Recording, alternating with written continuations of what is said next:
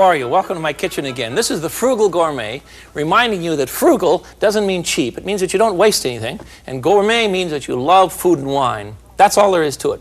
Today we're going to love omelets. I have a whole bunch ready to go for you, and I think you'll have a good time if you remember some basic things about an omelet. First of all, you've got to have a good pan. Now, I urge you buy a heavy aluminum restaurant pan. This particular model is filled with or covered with a product called Silverstone from DuPont. I far prefer it to Teflon. And it's a good heavy aluminum. Notice it has a metal handle, so you can put it in the oven. You've seen me with this pan before, I'm sure. I love it. I suggest that you do not buy gimmicks like this silly, just incredibly silly thing. I don't know why you would put a hinge in the middle of the pan. Nothing loves to be made love to folded over on top of itself like this. It's crazy. You don't need to do that if you learn how to fold an omelet properly. So first rule, a good pan. This is the same one I use for crepes. Second rule, always have your eggs at room temperature. An egg will blend much better if it isn't ice cold. Leave a dozen out on the counter. You've heard me talk about that before. Nothing to it. So let's get started. Then I'll give you the third rule. Get my pan on here. The third rule is have the pan hot first before you put the oil or the butter in. Remember? There we go. Now while that heats up, we'll prepare our eggs. 3 eggs at room temperature into a bowl. Nothing to this. This is a 3-egg omelet. And if you want to serve these for dinner parties now and then, please simply stop eating so many eggs for breakfast, will you? You should eat more grains for breakfast and that way save your egg intake for some time later on in the day. Now, whip the eggs. And then we're going to add some liquid. And please remember, the fourth big rule about a good omelet, don't ever put milk in an omelet. Ever. Because the milk will not blend with the eggs and it will just begin to run out all over the plate. That's true. My mother used to do that when I was a kid. Would always put milk in an omelet and they would always be watery. So in order to avoid a watery omelet, please put water in it. Yes, you heard me. In order to avoid a watery omelet, please put water in it, not milk.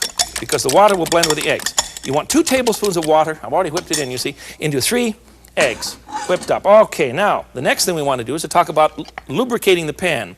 I'm going to use a tad of butter and a little bit of peanut oil. And I do that, I use both because I want the flavor of the butter, but I don't want to burn the butter. It'll darken the omelet, you see. So we raise the possibility of the butter, the ability to withstand heat, by adding a bit of peanut oil, because peanut oil will withstand incredible heat. So about a half tablespoon of butter into the hot pan. That should begin to melt immediately. And then we'll add a shot of peanut oil. About a tablespoon again. That's plenty. A little less than a tablespoon, huh? Now I'm going to put my eggs in right away. You notice I haven't put any salt and pepper in the eggs. Do you know why? Well, because salt will dry out the egg. You don't want to put the salt in the egg. You want to put the salt on top. Nothing to it. Whip up your eggs in water again. In they go. As soon as the butter subsides, the foam subsides, you see, and let them cook for a minute here, and it'll begin to swell up and puff up beautifully. You got the rules now? Your eggs at room temperature, your good pan, Silverstone line preferably. Thirdly, do not put milk in an omelet, but only water. And you'll have a much better amount of luck at it. And fourthly, please don't put salt in the omelet until it's just about finished. Now, you see how it's beginning to puff up around the sides. My pan isn't quite hot enough yet, but we'll have better luck in the next one. And you want to lift the edge of the omelet now and slide the excess moisture right underneath the bottom. That's all there is to it. You're going to have a great omelet. I think you should be a great omelet cooker and nothing flat. My sons both love to make omelets. And I have little children write in letters. By little, I mean 7- and 8-year-olds write in and tell me that they have such a good time making omelets. I think that's terrific. You see, it should always be loose in the pan, you see? If it isn't loose in the pan, then you pick this thing up. You pick this up and you bang it against the wall with a big whonk on the wall, you see? And it'll move right away. See what happens? You see it move? Okay. Now, let's decide on a filling. If you don't like your omelet too moist, well, you can take out a little more moisture there. I enjoy mine nice and moist in the center. For this first one, I think I would like to do Swiss cheese and sour cream. What you want to do is to put the, oh boy, is this going to be fattening, huh? Put the filling in the front half of the pan. You see what I've done? Here's the pan divided in half, handles in the back, so you put the filling in the front half. And now we'll put some Swiss cheese on this. It'll melt beautifully. How about a little bit of parsley? Now it's time for the salt and pepper. Just a smidgen of salt. Don't put too much in. You won't need it at all. Then I'll show you how to fold this. That's the next big clue here to making a good omelet. All right? One plate. We're ready to go. Hold the pan thusly. Slide the omelet right out. Let it grab the plate just a bit, you see? See how it's holding onto the plate now? And then up and over the top. There it is. Isn't that gorgeous? Easy to do and absolutely delicious. Now, in order to remember what's in there, I'm going to put a little bit of Swiss cheese on top, along with some parsley. There. And we're going to start making just stacks and stacks of delicious omelets. You can put all sorts of things in an omelet. There. Isn't that a beautiful thing? Let's see, what's the next one we're going to do here? I've got a whole bunch of them ready for you. Oh, mushroom omelet. I'm going to do some fillings for you now. We want to make the fillings first before you do the omelet, of course. So I've got some mushrooms going up here. And I have some apples back here for my son's favorite omelet. Channing is 15 now by the time you're with us.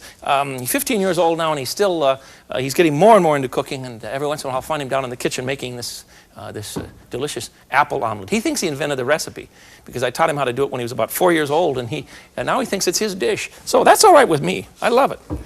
Let's do the mushroom one first. The mushroom. Let's see. We'll use this one. That's okay. The mushrooms are in the pan. I have a little bit of onion and mushroom melted in a bit of butter, and to that I'm going to add a pinch of nutmeg, if I can find it. Here it is. Just a tiny bit of nutmeg. The pan's getting too hot here. A little bit of nutmeg. I'm grinding mine from a little nutmeg shaver. You ever seen one of these? Marvelous gadget. This works great. And I want to add a bit of salt and pepper, just a smidgen to my filling.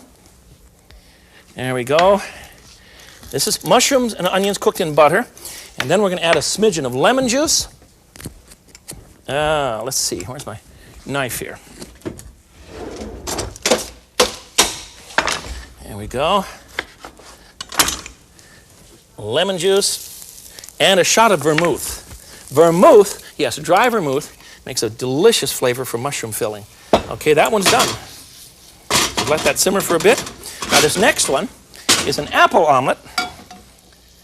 And you're going to have a good time with this one. This is Channing's favorite. So I have in the apple a little apple sliced up, cored and sliced up, cooking a little bit of butter. And to that I want to add a bit of cinnamon, just a smidgen. That's plenty. And a pinch of sugar. There we go. And some brandy. Your 15-year-old uses brandy in his cooking? Yes, of course he does. But remember that when you cook something, why, with brandy, it'll cook the alcohol out, so don't worry about it. If you want to flame it, you can do it this way. There, you see, there goes the alcohol. It's gone. All right, we're ready. Let's go back to the omelets. Heat your pan first. Now, don't laugh at this next trick, because I have the eggs already broken into a glass jar, you see, and I'm just going to begin whipping up eggs 3 at a time. And I'm afraid one of you is going to say, Agnes, where does he get his eggs already cracked in jars? Doesn't happen. Doesn't happen. All right, now we want, remember, 3 eggs and 2 tablespoons of water. Whip up your eggs first so that your water will blend. And I just use a fork. You don't need anything fancy, for heaven's sakes. And we'll put a little bit of butter in our pan. A bit of peanut oil so that it doesn't burn. And we're ready. Now watch what's going to happen here. You see, the minute the butter stops bubbling, there, you see one little bit left. Come on, calm down. There. What we're doing is waiting for the water to cook out. Now we'll put in our omelet. And that one will be ready in just a minute here. This is the mushroom omelet that we're doing. He's all ready to go. You see how it puffs up on the side? The pan's hotter now and it's working much better, you see? Temperature is very important for a good omelet. If you cook it too slow, it's going to be tough. And don't you hate those omelets you get in restaurants? They make a batter, and then they pour it onto a griddle, and they make a great big enormous egg pancake, and then they just fold up all sorts of stuff in the middle. I don't like them at all. And they really shouldn't be called an omelet, because they're not an omelet. Not an omelet. We're going to loosen that. There we go. Okay, let's get ready with the filling. Let that just barely cook down a little bit more here. I'm going to turn down the heat now while I put the filling on. We don't brown it too much. Tiny bit of salt. Now remember, the salt goes in last. You don't put the salt into the egg. You don't mix it in at all because it will toughen the egg. And now the mushrooms. Front half of the omelet. Mushrooms with onion, tiny bit of nutmeg, salt and pepper, shot of lemon juice, and some dry vermouth. Oh, you're going to love this one. And now the big fold, all right? Whoops, I've got to save one mushroom so I'll remember what's in the omelet. And we'll slide him out thusly, you see? And then fold it over in the top. You see?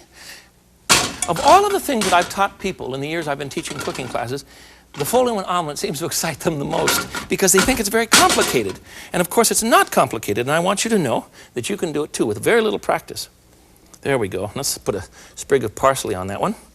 There we go. Anything for color. I put a mushroom on top so I'd remember what's in here. Yes, you could have an omelet party. You'd have a great time. Have everyone come in and help, and they could make all sorts of marvelous omelets. All right, the pan's hot. Let's get going on the third one. Remember, we have the apples already. And an apple omelet is great for a dinner party. It's great for breakfast. It's just a terrific thing.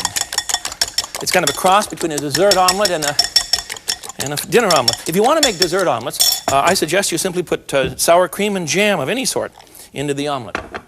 There we are. 3 eggs at room temperature. 2 tablespoons of water. Now we'll put a shot of butter into our hot pan. Now if the butter blackens, the butter turns very dark, then you've blown it. And don't try and save it. You've burned the milk solids in the butter. That's what I want to say. And I'm going to do that if I don't hustle here. There we go. That's how you make clarified butter. Did you know that? You melt the butter down until the milk solids can separate. And then butter will keep much longer that way. That's what they do in India to make something called ghee for cooking. You get rid of the milk solids and it'll hold up a lot longer. There we go. That's one working nicely. Come on, hurry along. The apples are all ready. Remember, make your fillings first because you can't stop anywhere in this process and go prepare a filling. You see, that has to be done ahead of time. Isn't this fun? Are you getting hungry? Tough. I love it. I want you to get a good pan and get started on omelets. They're so much fun. And they're just great for dinner party. What's a dinner party? I'm always talking about a dinner party. I mean, anytime someone's at your table, anytime you have someone over for a meal, your own kids, fine. Anybody, whoever it is,